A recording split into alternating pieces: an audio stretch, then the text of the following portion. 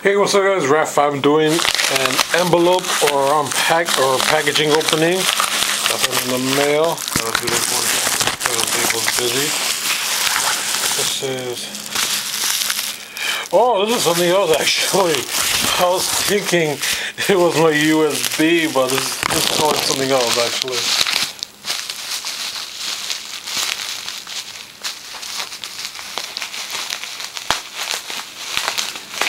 Something I did not think it was. I was gonna message the guy about this too, because he didn't message me at all.